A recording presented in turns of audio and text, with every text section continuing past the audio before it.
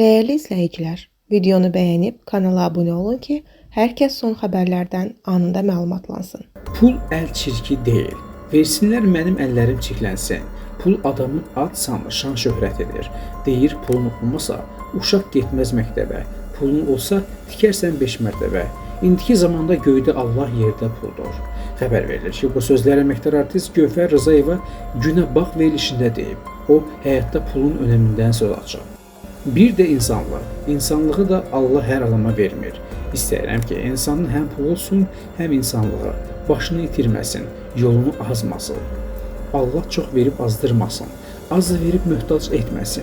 Adam var ki, pulu olan kimi gözü ayağının altını görmür. Amma fikirləşmir ki, fani həyatdır.